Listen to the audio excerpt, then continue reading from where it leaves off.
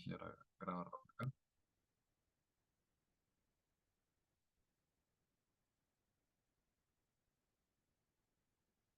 Y listo. Entonces, comencemos. Entonces, esta es la tutoría de sistemas moduladores difusos y la conciencia. Básicamente, pues siendo más precisos, es como toda la neurociencia detrás de la conciencia. O sea, pues, ¿qué significa pues estar conscientes? Es algo como bastante pues profundo hasta filosóficamente. Y pues la ciencia, por supuesto, ha tenido o ha logrado distintos avances para responder esa pregunta desde el punto de vista pues científico. ¿Listo? Entonces, pues sí, lo he hecho. Iniciamos con ello. Entonces, pues este es el índice. Primero vamos a hacer unas definiciones. Vamos a hablar de los sistemas moduladores difusos y vamos a hablar y especificar sobre los distintos sistemas de neurotransmisores. Entonces, realmente lo que sucede con esta tutoría y también con esta clase es que básicamente es una extracción absoluta y total, o sea, la clase del capítulo 46, página 1038, pues del libro de Principios de Ciencia Neural de Kant, ¿listo? Que son las funciones moduladoras del tronco encefálico. Lo que pasa es que pues nuestra universidad tiene como una estructura de investigación bastante fuerte en neurociencia, no sé si se hayan dado cuenta. Entonces, por eso les meten esta clase de acá, que es como un poquito confusa porque hablan de un montón de núcleos y un montón de vainas, pero tienen que saber que toda esta información sale de acá y en específico de este capítulo y de estas páginas para que lo tengan en cuenta. En tanto a la clínica, que eso les va a hablar más Juliana, pues, sí, con toda la parte de los rayos clínicos para el caso y pues también lo importante para su examen final, pues lo de siempre, este libro que es como mi favorito de neuro, que es Neurología de Netter, pero también una de las Biblias de neurología, que es el de Lange, básicamente el de Greenberg. Entonces, se los dejo por acá y ahí están los capítulos. Entonces, iniciemos con la introducción. Entonces, vamos a tener cuidado con estas definiciones porque se solapan con las definiciones clínicas. Entonces, lo primero que todo es definir qué es la conciencia, ¿sí? ¿Qué es estar conscientes? Entonces, ahí tenemos una serie de respuestas, lo dicho, desde la neurociencia. La primera, pues, es que tiene dos componentes. Es decir, los científicos llegan y nos dicen, mira, la conciencia realmente tiene dos componentes. Una que nosotros le vamos a llamar arousal y otra awareness, o lo que es similar en la neurología, pues una que signifique el nivel de la conciencia y otro el contenido.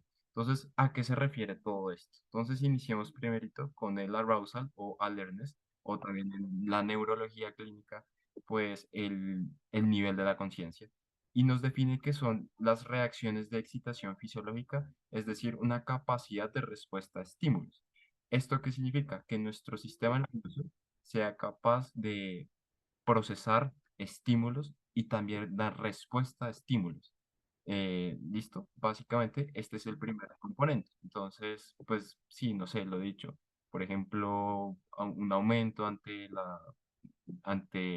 el dolor, habría como una respuesta fisiológica, pues por parte del sistema nervioso central.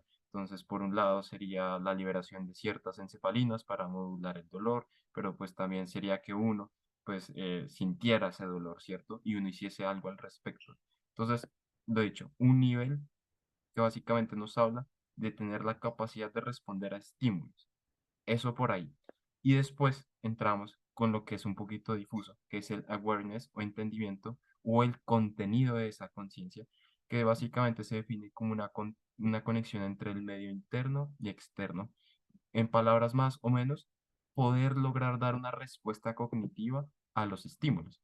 Entonces, por un lado tenemos toda la parte pues fisiológica que procesa y logra dar una respuesta a los estímulos, pero también un componente muy importante de la conciencia, que es ese contenido, es toda la integración cognitiva a los estímulos.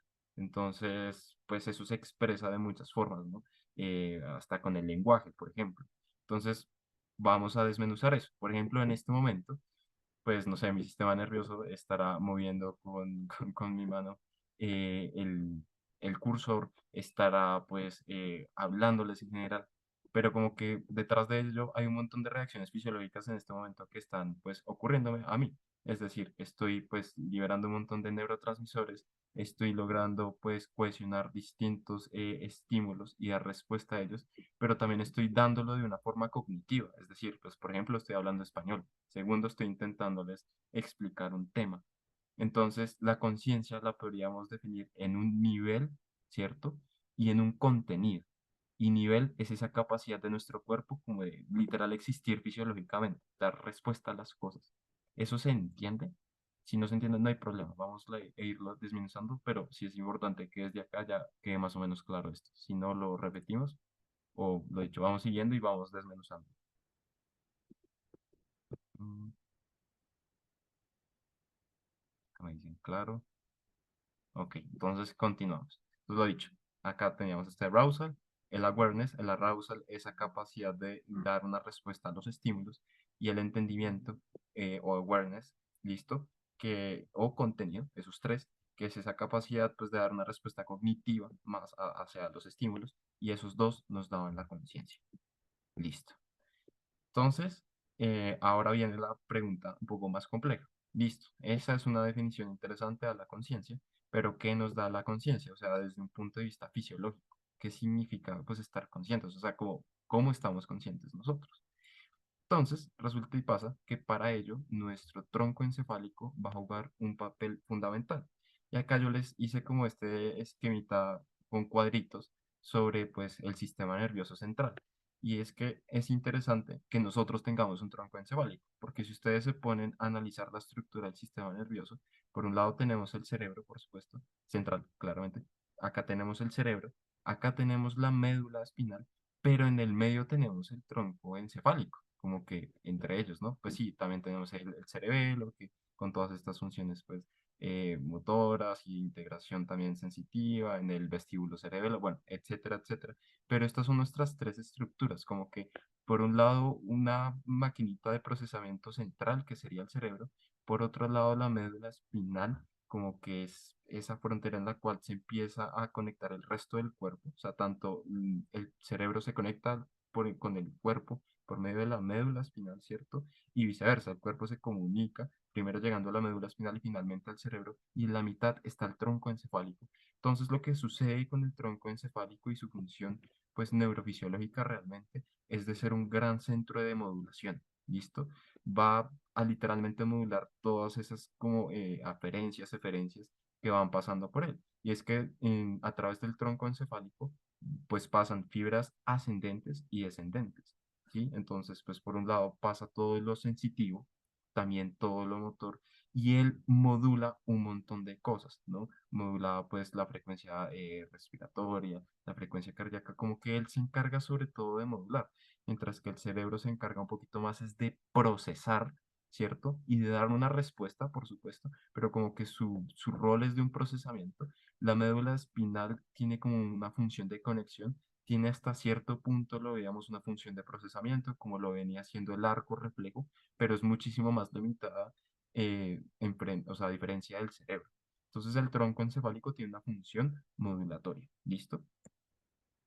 Ahora, resulta y pasa que ya metiéndonos a la conciencia, resulta que hace mucho tiempo se hicieron un montón de experimentos en el tronco encefálico y básicamente se hacían, ya lo vamos a ver, distintas lesiones a animales en el tronco encefálico y los científicos se daban cuenta pues, de que los animales, por ejemplo, dejaban de estar despiertos o algunos dejaban de respirar. Entonces, como que a raíz de todo esto se fue formando la idea de que había algo que denominaron el sistema reticular ascendente o la sustancia reticular. Mm, Resulta que acá les quería hacer esta aclaración. Resulta que ahora vamos a hablar sistema reticular ascendente, pero vamos a tomar esto como un sistema. Entonces, ¿por qué un sistema? Porque realmente no es una estructura anatómica bien definida. Entonces, me voy a hacer entender. El sistema reticular ascendente es un sistema, principalmente el tronco encefálico, que se conecta con distintas áreas pues, cerebrales, por ejemplo, y que nos va a dar la conciencia. ¿Listo? Es el sistema que nos da la conciencia. ¿Listo? Y lo vamos a llamar sistema reticular ascendente. Y más que, o sea, más que ser una zona del tronco encefálico, es una unión de un montón de pues, núcleos de neurotransmisores, o sea, de neuronas que producen cierto tipo de neurotransmisores. Entonces, es un sistema que nos da la conciencia y utiliza a los neurotransmisores, como pues todo en el sistema nervioso, para que eso sea así. Esta es la lista de los neurotransmisores: la norepinefrina, epinefrina, serotonina, histamina, acetilcolina. Por eso, pues, cuando uno tiene gripa, eh, y no sé, por ejemplo, se está tomando un Pax noche, ahí le aclara de que tiene un antihistamínico y que pues eso tiene un efecto sedativo. Y es porque lo he dicho, este sistema se vale de distintos grupos de neuronas que liberan distintos tipos de neurotransmisores y eso nos da la conciencia.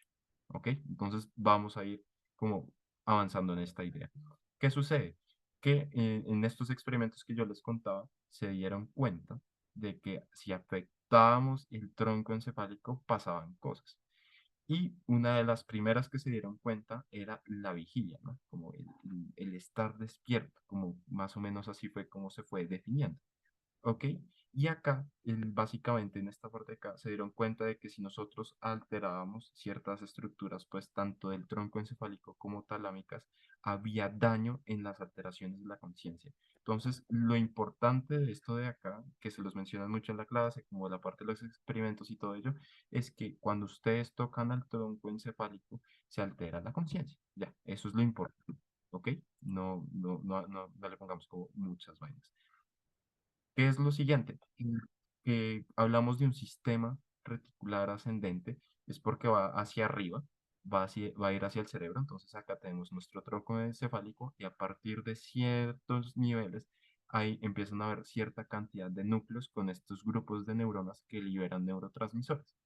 ¿Listo? Y van a tener distintas rutas, una ventral y una dorsal. Una que, pues, siendo la ventral, que se va por el hipotálamo, y siendo la dorsal, que se va por el tálamo.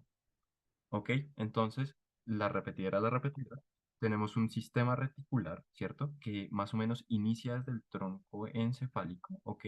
Que se divide después en un sistema ventral y en un sistema dorsal, uno yéndose por el hipotálamo, siendo el ventral, y otro dorsal que se va por el tálamo, ¿listo? Y esto causa pues distintos efectos neurofisiológicos que nos dan la conciencia. Por un lado, el arousal, ¿cierto? O el nivel de la conciencia y también pues otras estructuras corticales más complejas que nos van a dar el contenido de esa conciencia, toda la parte cognitiva de la conciencia. ¿Listo?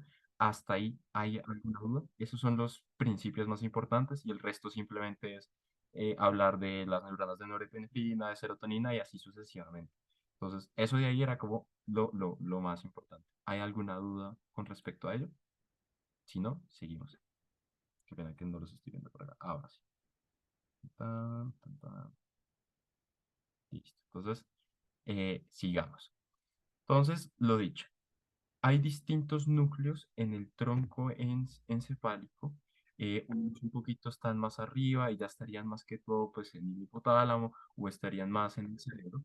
Pero básicamente lo que quiero que se lleven es que hay unos núcleos, es decir, puros somas de neuronas que van a producir distintos neurotransmisores y que van a estar liberando una cantidad pues bastante decente de neurotransmisores constantemente, dependiendo pues el momento. Ya eso lo vamos a especificar. Pero lo dicho, tenemos estos núcleos que liberan pues varias cositas.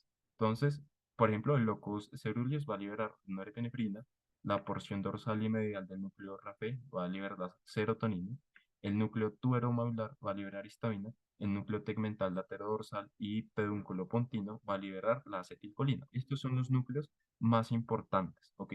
Realmente hay un montón y ya los vamos a hablar. Pero estos núcleos nos van a dar varias cositas. Por un lado, van a regular el sueño y el despertar y van a regular el arousal, o sea, más que todo el nivel. Digamos que o sea, a raíz de que nosotros tengamos la capacidad de recibir estímulos, ¿cierto? Y dar una respuesta a ellos, nosotros logramos posteriormente dar una respuesta cognitiva. Eso lo van a profundizar más en psiquiatría ahorita que inician, pero lo que pasa es que, pues, al nosotros, por ejemplo, piénsenlo de esta manera, al tener la capacidad de ver y tener la capacidad de escuchar, vamos a ser capaces de como hacer una integración pues cognitiva, sentimental de las cosas, ¿no? Por ejemplo, ustedes en este momento, no sé, estarán estresados por el examen, ¿sí? Pero eso se da gracias a que, no sé, pudieron tener la capacidad de leer un tema, ¿cierto? Y esa capacidad de leer, que sería básicamente el arousal, esa capacidad de recibir y dar respuesta a estímulos, así como básica, pero ese proceso genera pues una parte cognitiva muy importante, ¿no? Interiorizar el tema. Y también un componente emocional fundamental que puede formar sentimientos incluso, ¿no? Como esto está horrible, neuro está horrible, o no, neuro está chévere, uff, qué estrés este examen. ¿Sí ven? Como que se va complementando uno de lo otro. Entonces, vayamos avanzando. Entonces, el sistema, acá lo van a definir como Arousal Ascending System, específicamente del arousal, pues nos dicen lo siguiente, que por un lado se va a dividir en dorsal y ventral, como se los decía ahorita. Entonces, dorsal y ventral. ¿Cierto? Siendo el ventral pasando por el hipotálamo, acá medio se ve, y el dorsal que va a ir pues hasta el tálamo y después ahí hay otros tipos, hay otros núcleos de otros, o sea, otros núcleos de otros, sí, neuronas que van a liberar pues también, por ejemplo, acetilcolina, pero básicamente hay otros núcleos ahí que van como a llevar esa banderita y van a conectarse con otro montón de estructuras. ¿Listo? Entonces, hablemos de las vías de neurotransmisores. Entonces, datos importantes. Los neurotransmisores que se van a utilizar son las monoaminas, ¿sí? Que las monoaminas son un compuesto bioquímico con un anillo aromático, el cual proviene de un anillo aromático de un aminoácido, ¿sí? La definición bioquímica. Entonces, vamos a utilizar monoaminas y también vamos a utilizar acetilcolina para regular. Algo importante es que los receptores para estos neurotransmisores van a ser, pues, en el caso, por ejemplo, de la acetilcolina principalmente, van a ser metabotrópicos, es decir, que van a estar acoplados a proteínas G y eso en español significa que son un poquito más lentos, ¿ok? ¿Listo? Y acá no lo dicen, justamente, mira, tienen un potencial de acción lento, solo que es un potencial de acción constante, ¿listo? Pues esto, ¿por qué? ¿No? Todo el tiempo se está liberando. Por ejemplo, en este momento ustedes están, lo he dicho, ahí en sus casas, pues estudiando y están, como lo he dicho, están conscientes. Entonces, constantemente se está liberando esta cantidad de neurotransmisores. Y si nosotros, pues como hacían tristemente en los experimentos con animales, se llegase a lesionar, pues es el tronco encefálico, especialmente como hacia arriba, pues ¡pum! Como que se apagaría. ¿Listo? A eso se refiere a que están pues liberando constantemente. Entonces, iniciamos con la norepinefrina y la epinefrina. Qué pena que por acá que tengo una pregunta. ¿Cuál es la diferencia entre una lesión del mesencéfalo y del puente? ¿Dónde lo viste? ¿Lo dije yo o es una pregunta general?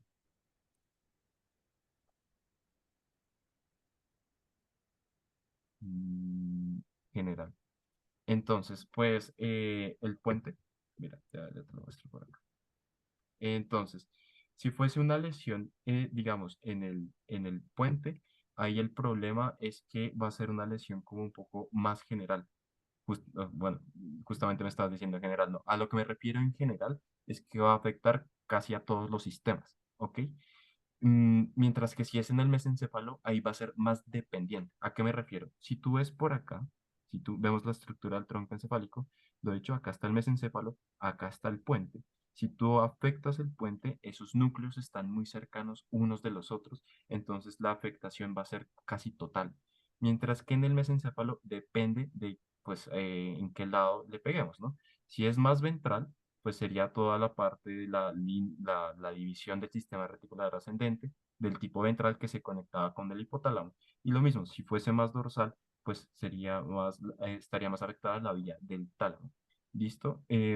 Igual, lo que pasa en la práctica es que pues es como muy difícil ser tan precisos, ¿no? Porque la mayoría de los pacientes no se llegarían, por ejemplo, con un trauma craneoencefálico, por ejemplo. Entonces, pues, como complejo que solo se le afectase una zona como muy específica, sería como un poco raro, ¿ok?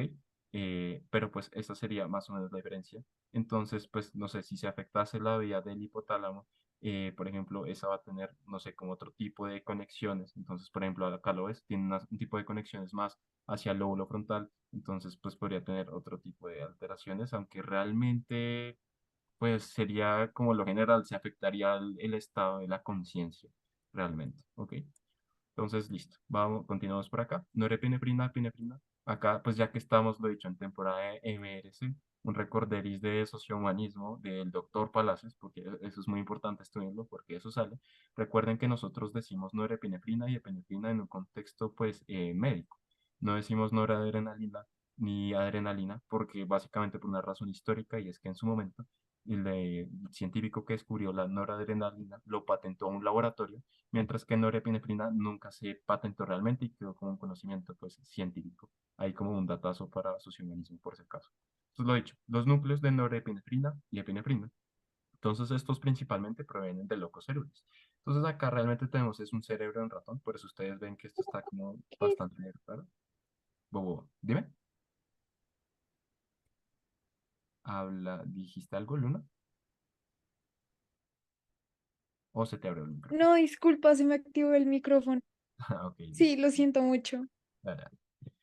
Bueno, entonces acá lo que ustedes ven es como la estructura de un cerebro en ratón. Por eso esta vaina como que realmente uno, pues no, o sea, como que uno le intenta dar la forma y pues lo máximo que le ayuda a guiarse es el cerebelo del ratoncito y ya está. Simplemente pues utiliza los cerebros de los ratones y en general para un montón de experimentos porque digamos, su ADN es bastante similar al nuestro. ¿Listo? Y ya, listo. Entonces, bueno, las características de norepinefrina se tienen que llevar lo de leucoceruleos, ¿cierto? Y ciertas áreas. El área A6 proyecta a la corteza y médula y el área A7 proyecta a la médula espinal. Entonces, pues esto es curioso y acá no se vayan a confundir. Todo lo que vaya hacia arriba es la sustancia reticular ascendente, por eso se llama ascendente. ¿Y qué hacía la sustancia reticular ascendente? Pues nos daba principalmente el arousal o el nivel de la conciencia, ¿ok? Lo que va hacia abajo, pues tiene otras funciones. ¿Y por qué? Pues porque la norepinefrina y la epinefrina pues son unos neurotransmisores que realmente tienen un montón de efectos en el cuerpo y hay muchos núcleos que los producen, ¿sí? Simplemente lo que pasa, y yo creo que esa es la gran confusión de la clase, es que ustedes les muestran estos núcleos, pero como pues hay poquito tiempo, como que no se alcanza a especificar realmente qué es lo que están haciendo estos núcleos. Nada, simplemente unos proyectan hacia arriba, que es lo que a nosotros nos interesa al menos para esta tutoría, y otros proyectan hacia otros lados y ya está. Entonces, justamente, el área A6 proyecta hacia la corteza y a la médula. Entonces, ese componente de proyección cortical nos importa. Y en las áreas A1 y C1 van a proyectar al hipotálamo, lo cual también nos interesa para la conciencia. ¿Listo? Eso por el lado de norepinefrina y epinefrina. Ahora, en tanto a la histamina, entonces todas estas neuronas se encuentran en el hipotálamo lateral posterior, una parte de ellas. También hay otras que se encuentran en el núcleo tubero mamilar. ¿Listo? Entonces, acá más o menos en el esquema pues, del cerebro del ratoncito. Entonces, el núcleo tubero mamilar. Y pues juegan un papel mayor en el arousal. Digamos que pues todos los neurotransmisores juegan un papel muy importante, pero lo que nos dice Candle es que la histamina es como que de los que más juega un papel importante. Por eso estos antihistamínicos que se utilizan por un lado para las alergias o para cierta descongestión nasal o bueno, toda esta gama de medicamentos tienen como un papel muy importante en nuestro nivel pues de la conciencia, como que la gente pues se seda, se duerme. Y es por esto, porque estos tienen, lo dicho, una actividad bastante importante, la histamina. Ok, principalmente llevarse esto, que proviene del núcleo tuberomamilar. ¿Listo? Esto es lo importante. Ahora bien, vamos con la serotonina, que es a donde quería llegar porque es la que como que más tiene vaina. Entonces ustedes ven ese montón de núcleos y que están proyectando un montón de lados. Entonces justamente vamos a desmenuzar. Entonces la serotonina tiene más o menos, se han descrito como unos 9 núcleos de producción de serotonina. Entonces, por un lado, hay unos que del B5 al B9, que son estos rapepontis, medial y dorsal, proyectan a la corteza. Estos son los más importantes para todo el tema del arousal y pues sobre todo de la vigilia, ¿cierto? Entonces, del B5 al B9. Algo chistoso es que todos se llaman RAFE, ¿sí? RAFE, pero pues unos es pontis, otro RAFE medial, otro RAFE dorsal, ¿ok? Entonces, llévense que el B5 al B9 son todos los que proyectan hacia la corteza. Perfecto. Sin embargo, el del B1 al B4 van a regular otro tipo de señales muy importantes, que si bien no tienen que ver mucho con el arousal, sí tienen que ver con toda esta interacción fisiológica y la capacidad de recibir estímulos. Entonces, para no complicarnos, B5, B9 proyectan la corteza y el arousal, ya, fin. Pero el B1 y el B4 van a controlar unas señales fundamentales e importantísimas, que es por un lado el dolor, ahí dice dolor, no, dolor, termorregulación, control cardiovascular y la respiración. Estas son unas funciones pues críticas y en la clase les mencionan sobre todo al núcleo B3, si no estoy mal, el Rafe Magnus, y se los mencionan por un síndrome que ya vamos a hablar, pero no se confundan. Ese síndrome pues es un tipo de alteración sobre todo en la regulación cardiorrespiratoria, pero no necesariamente se tiene que ver con todas las vías del nivel de la conciencia, ¿ok? Esas son las del B5 al B9. Solamente que este núcleo, el B3, que ya lo vamos a discutir, fue un hallazgo muy importante porque es el causante del síndrome de muerte instantánea del infante, algo que lo cual no se tenía ni idea era lo que estaba sucediendo y con el avance de la neurociencia se logró encontrar de que este núcleo pues era como el principal agente causal, un afecto en el neurodesarrollo, pues causaba si lo he dicho, una muerte como inesperada del neonato, debido a lo dicho que este núcleo controla toda la parte cardiorrespiratoria. ¿Listo? ¿Hay una duda con respecto a ello? Igual ya vamos a hablar sobre ese síndrome porque es importante, pero no necesariamente ese síndrome tiene una relación con el arousal, ¿ok? Porque pues su núcleo es el B3, ¿ok? Los núcleos que nos importan son B5 y B9. Sé que estoy siendo súper intenso repitiéndolo, pero háganme caso, yo sé por qué se los estoy repitiendo y repitiendo y repitiendo. Listo. Vamos a ir avanzando. Entonces, la acetilcolina pues tiene un montón de núcleos también, pero para el arousal nos importan dos en específico. El núcleo pedúnculo continuo y el núcleo tegmental laterodorsal. ¿Listo? Se ubican en el puente, mesencéfalo y corteza basal, pero esto se refiere a las neuronas, entonces pues hay un montón de neuronas y sobre la vía pues colinérgica, pero los núcleos que más nos importan son estos, los núcleos pedúnculo-continuos y núcleo tegmental laterodorsal. Justamente, llévenselo, eh, no sé si tal vez alguna pregunta sobre ella, pero recuerden pues la tutoría de patología, la acetilcolina es el principal neurotransmisor que se afecta en la enfermedad de Alzheimer. Ténganlo ahí en cuenta. ¿Listo? Entonces, estas neuronas mesopontinas van a proyectar hacia la red total del tronco encefálico reticular. Entonces, eso es como un concepto neurocientífico, pero lo que quiero que se lleven desde la acetilcolina es que va a proyectar hacia un montón de sitios. Sobre todo va toda la vía reticular ascendente, que pues se compartimentalizaba con un montón de neurotransmisores, pues la acetilcolina está ahí, ¿listo? La acetilcolina es ese amigo o amiga fístula, ¿listo? Esa está en todo el vernaculado, en toda la vía reticular ascendente, ¿listo? También hay otro núcleo, que es el núcleo basal de Maynard, y de hecho este es el núcleo que más se habla, solo que este núcleo pues está ya más en el cerebro realmente, ¿no? No nos digamos mentiras, no está tanto en el tronco, entonces por eso acá no lo incluyen, sino que este núcleo realmente es como un núcleo de relevo que lleva información pues a la corteza. Eh, Creo que por acá les podría intentar mostrar más o menos dónde queda el de Maynard. El de Maynard queda como por ejemplo por acá, más o menos, si no mal recuerdo, como por acá.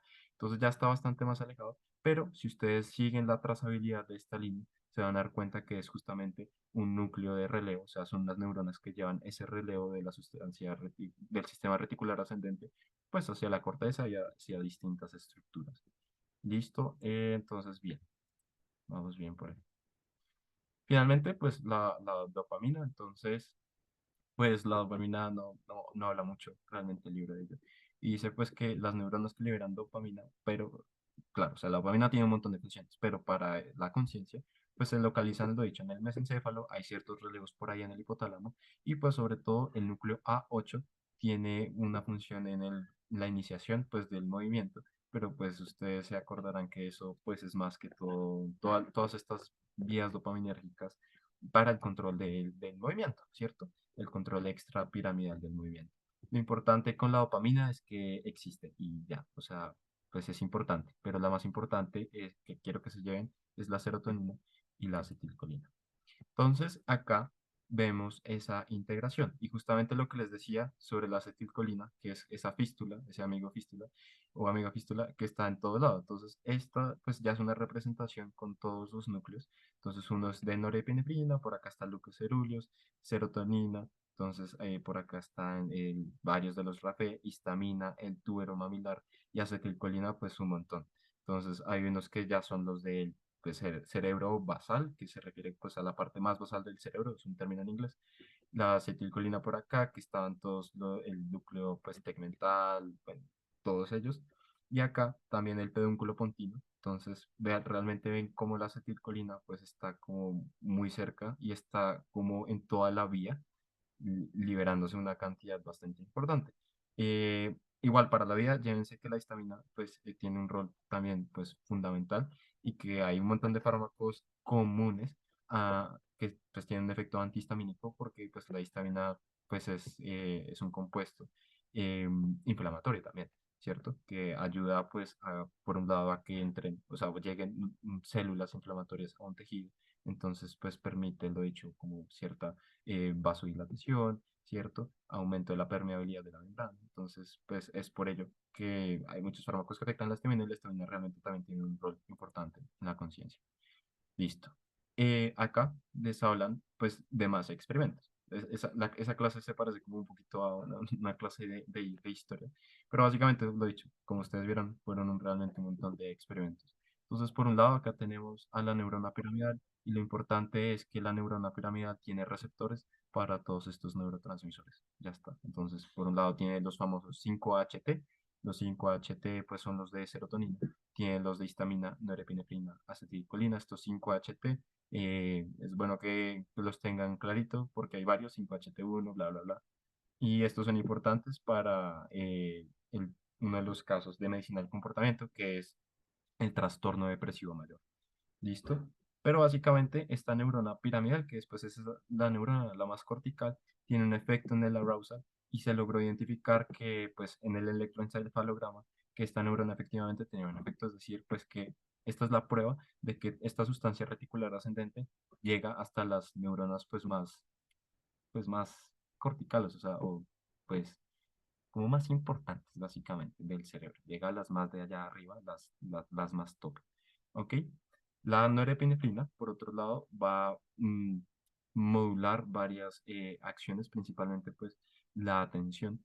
Y en un experimento básicamente se dieron cuenta de que para que se lograra una modulación óptima de este neurotransmisor sobre la atención, pues se tenían que dar como unas descargas, un poquito como, pues lo he dicho, como concordantes, o sea, como que fueran simétricas, no sé si me hago entender, es decir, como que no fueran ni muy poquitas ni muchas, o sea, como que no se liberara un montón, pues, de norepinefrina, pero que tampoco se liberara muy poquita, y como que entre ese balance, tirando hacia un poquito menos cantidad de norepinefrina, tenía una regulación en la atención. De acá, llevarse que la norepinefrina regula pues la atención. ¿Listo? Ahora bien, esto es curioso porque, de hecho, estos núcleos pues tienen un montón de funciones y el sistema nervioso pues lo podemos ver desde un punto de vista, lo dicho, anatómico y fisiológico, pero realmente, ¿cómo se comunica el sistema nervioso entre sí? Pues con neurotransmisores. Entonces, acá es cuando como que uno se empieza a confundir porque le estaban hablando primero de la conciencia y ahora bien, le están hablando de la regulación del dióxido de carbono y del síndrome del infarto súbito del infante. Pero básicamente es por eso, porque pues, los neurotransmisores controlan un montón de cosas y esos núcleos que iban hacia abajo y controlaban otras funciones, pues tienen unos efectos importantes y realmente eso es lo que quieren que ellos se den cuenta. Y acá, pues, por un lado, les hacen un ejemplo con el dióxido de carbono y es que el dióxido de carbono modula positivamente el centro respiratorio y también modula las neuronas frénicas que controla el diafragma. Recuerden, pues el nervio frénico, que es el que controla el diafragma, que pues es el que, lo he dicho, empuja los pulmoncitos. Entonces, pues el diafragma cuando se contrae, como que los estira, ¿cierto? Para que entre todo el aire. Entonces, esto es importante porque como se los decía en la tutoría de patología, no se les vaya, por favor, olvidar cuál es el principal gas regulador de la presión de perfusión cerebral y es el dióxido de carbono. ¿Sí? Ante aumentos del dióxido de carbono, el sistema nervioso se empieza como a mosquear, empieza a decir, hey, las vainas, esto está como raro, estamos como entrando en hipoxia y yo no me puedo permitir una hipoxia. Y acá básicamente lo que sucede es justamente una prueba de ello ante aumentos del dióxido de carbono, se van a estimular pues neuronas serotoninérgicas que por un lado van a estimular a las neuronas del centro respiratorio, pero también propiamente a las neuronas del nervio frénico. Entonces es un efecto doble que tienen estas neuronas serotoninérgicas que pues tienen quimiorreceptores que detectan al dióxido de carbono. Entonces no se les olvide, por favor, el dióxido de carbono es el principal como regulador de toda esta presión de percusión cerebral. ¿Listo? Ahora, el síndrome del infarto súbito del infante. Entonces, lo dicho, habíamos hablado que los núcleos del B5 al B9 serotoninérgicos, ellos pues regulaban toda la parte pues de la arousal, de la vigilia y de todas esas cosas. Bien, estamos de acuerdo.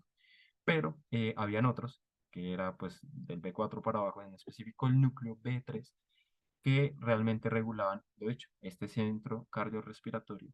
Y pues básicamente lo que pasa es que se dieron cuenta en este síndrome del infarto súbito del infante, que era un síndrome pues bastante triste, ¿no? Porque pues llegaba un, sí, pues un neonato principalmente y pues se les moría y no tenían ni idea por qué. Y se le denominó así, síndrome pues de infarto súbito, no, no tenemos ni idea de lo que está pasando.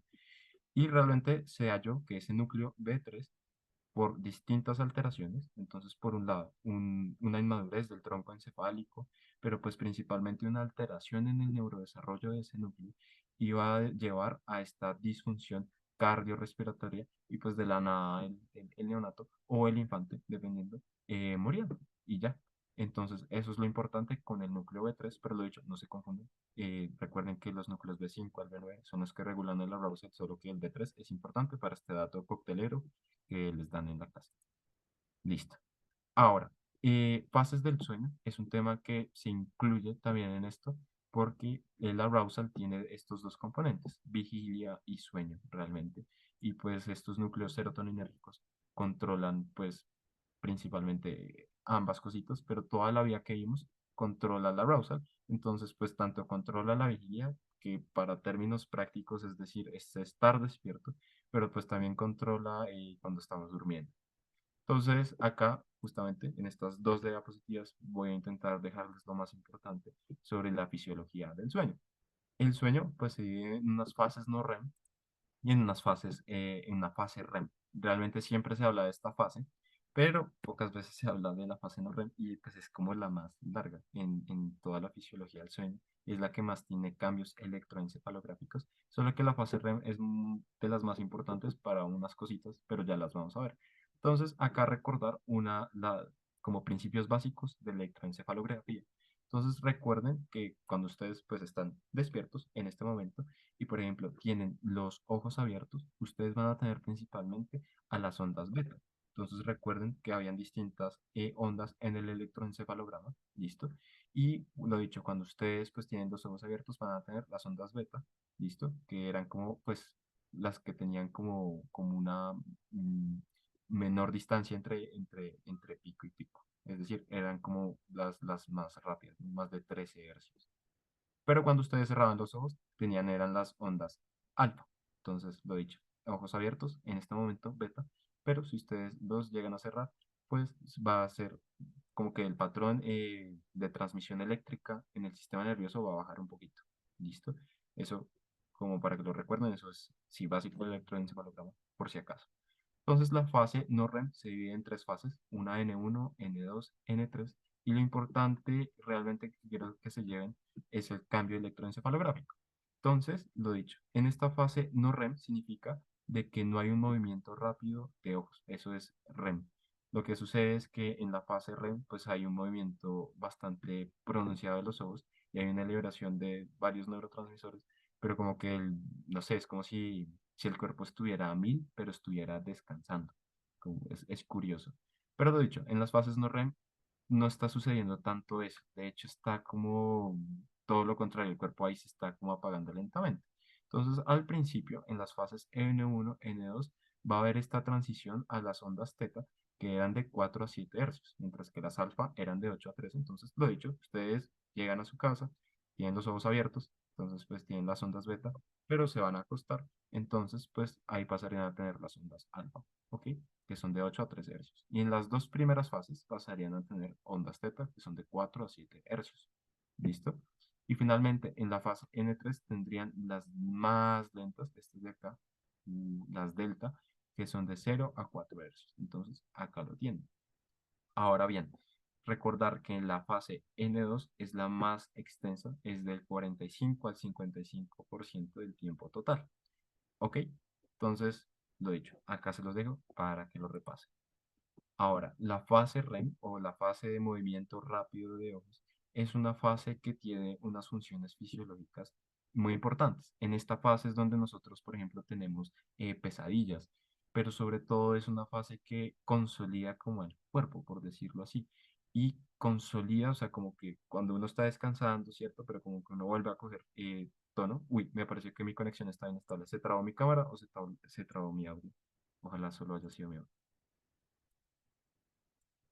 Bueno, cualquier cosa me avisa.